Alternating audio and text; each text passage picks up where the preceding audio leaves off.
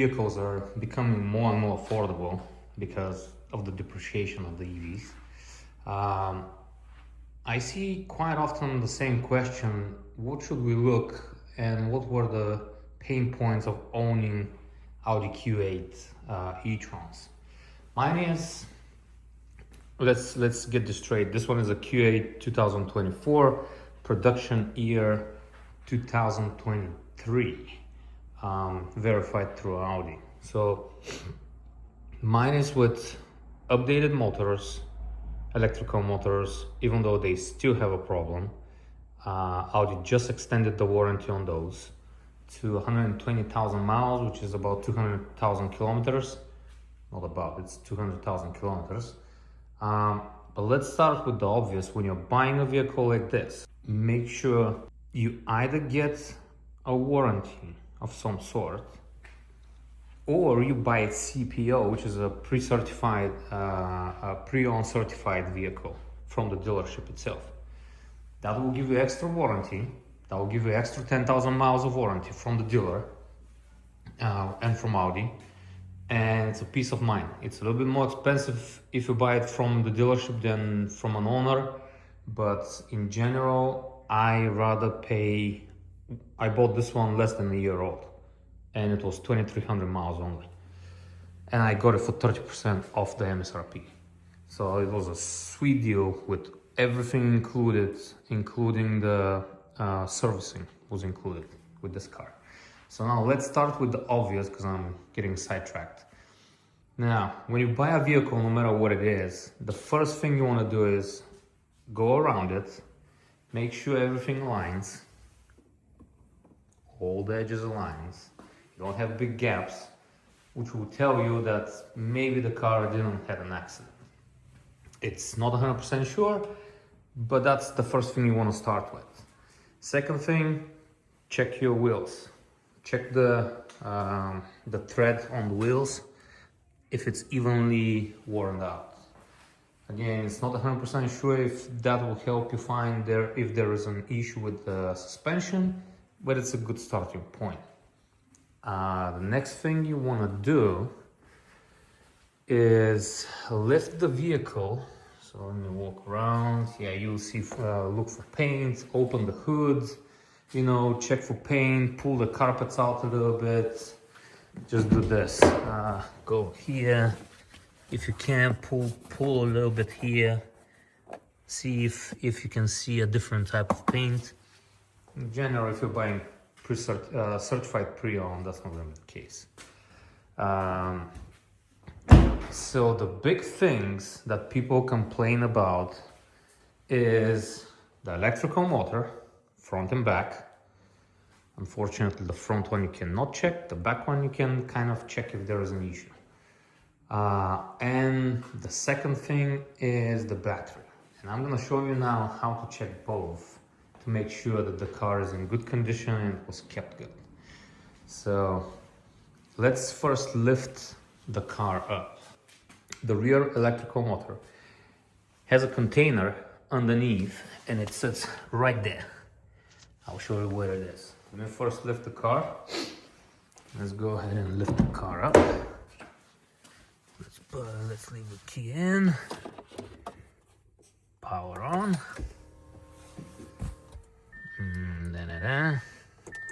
Drive select. Raise the vehicle. It will raise. Yeah. Once you hit raise the vehicle, it will go to the highest setting on the suspension, on the hydraulic suspension. It actually lifts a lot. As you can see, this is my hand, it lifts a lot. So, yep, and it makes some sounds. So, once it lifts, what you want to do is get yourself something to lay on the ground and get behind the wheel from this side. From this side, you're gonna go underneath. Let me get something and I will come back. Now that we have lifted the car, this exercise is actually much easier if you go to a car repair shop and they just jack the car. But if you don't have that luxury like me, or you just want to check it real quick, here is what you need to do. Here is the back tire, suspension, this cover here. Pull and pull this, and you will see there is a canister inside. Well, I can't see it now, but you can see there is a canister right there. Right there, I'm showing it to you. So what you want to do is check how full this canister is, which now I'm very curious to see on mine. There is a little bit of liquid. As you can see, the light is highlighting it. But if you pull like this and then use your like this, you'll be able to see inside and see that canister is not full. Yeah, I suspect I have a little bit. It showed up right after my 20K service, and it stayed more or less like that. So I suspect it might have been some service extra fluid that came down, or it's dripping a little bit, but it's not a lot. So now that's how you check if your rear electrical motor is dripping a lot of coolant. If the canister is full, that's a sign that your sealant is broken and it will burn the electrical motor. So be careful with that. This is a crucial thing to check first. The front motor, unfortunately, no way to check it other than go to a repair shop and pull. There is a plug underneath. You need to pull it and see how much it drains out. Audi do this check every 20,000 miles or 30,000 kilometers. It's in the service book. It must be performed. So if you have a good record for the car, it should be noted, or maybe they replaced the motor if it's a bad one. And again, small checks like alignment, how does the door open and close. Just check everything. The next big thing, apart from those routine checks that you can do on any car, is you want to check the battery state. I am using Carista. This is not a paid promotion, I just had it. It works very well with my car scanner. You can check it directly on the screen. So what we're gonna do is plug this Carista ODB underneath. There we go. Go to car scanner, connect, checking, connected, okay. Go to dashboards, click the first one. You're gonna check, the first thing you can calculate is from the state of charge, true, 68%. The battery actually has 64 kilowatts only. I calculated it the other day. Right now it's rather cold also, but I am below 100%. I've lost probably around 5% of my battery charge for 2.5 years old. But in this way, if it's a warm weather, the best way to check it is around 70 degrees.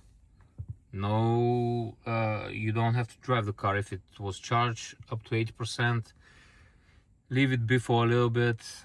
They say 20-30 minutes so everything settles down, and check this.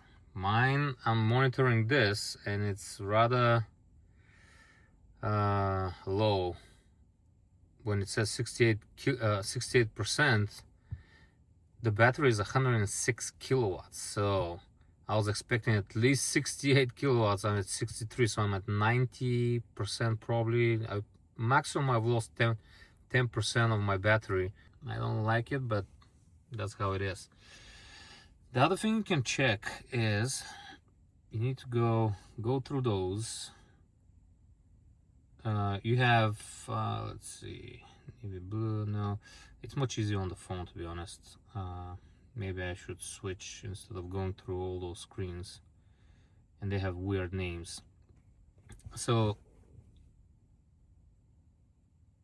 in here, if you're doing it through the display, which is not recommended because I'm just making the movie now, but you can check the cell voltage histogram. So this will go through all the cells. On the phone, that's on one screen, but you'll be able to see if any of the cells is dead, which is great. Right now I'm not gonna go through all those, you know, they're the cell histograms. Then you go state of charge. You can check all that you don't have a failure in any of the cells. Again, on the phone, it is on one screen, and you're gonna see all the 100 and some cells that this battery actually has. So you'll be able to check that. Temperature, sure, you can do that. Previous pages. Cell minimum maximum. Yeah, that's what I was looking for. Cell minimum maximum. This is a very good one that summarizes your state of charge, true and display. The minimum cell, maximum cell. That tells you that all the cells are in between 1%. That's how it goes. Right now half of them are discharged with 1%, which is totally fine. Minimum cell and maximum cell number, it tells you actually which number is minimum and maximum. So it's right in the middle of discharging half of those with 1%. You can see battery cell minimum voltage, maximum voltage. You can see that everything is in line. So the battery, from this screen, you can determine if you have anomaly, like some of the cells maybe are dead. Well, this screen shows me everything is good on my battery.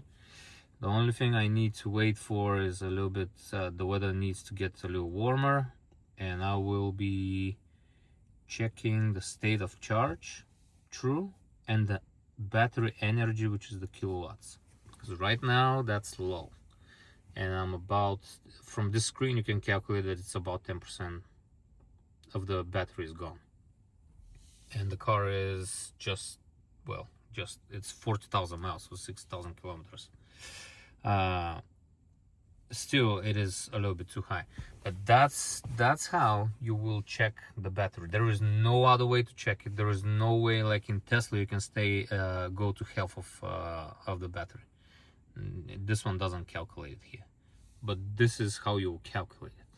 in reality, when you know your state of charge true and your battery energy right now in the battery, you can calculate just the health of the battery. That's all. Other than that, so people were complaining about the sunroof. So the sunroof can be problematic on some.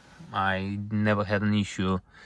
Sunroof can leak from here, can leak from here. Most of them I've seen it leaks actually from here, so the drainage somehow gets stuck and it cannot drain out. Let me show you.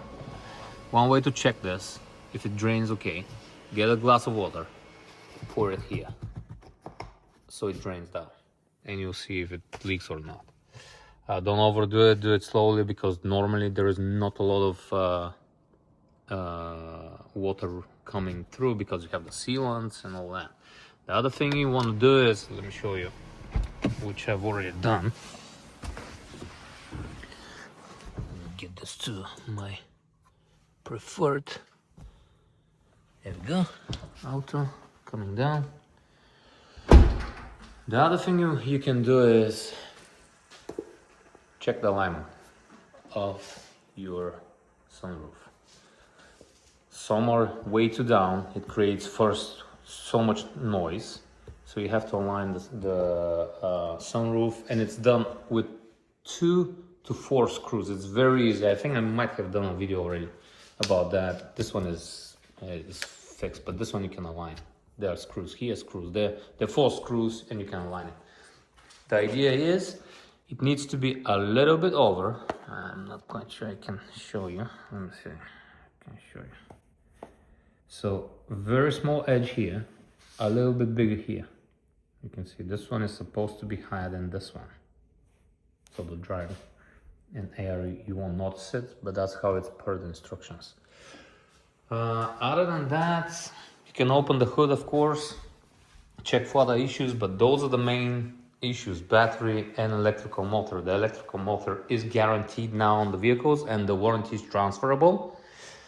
So You have 100,000 and 120,000 miles of warranty on the motors, front and back, and the battery is just standard 8-year, 100,000 miles warranty. So that's all. You can of course go, before buying the car, go check both ports if they open, if they charge. Okay, so yeah, this is always good to double check. Other than that, the car is I think without any other issues.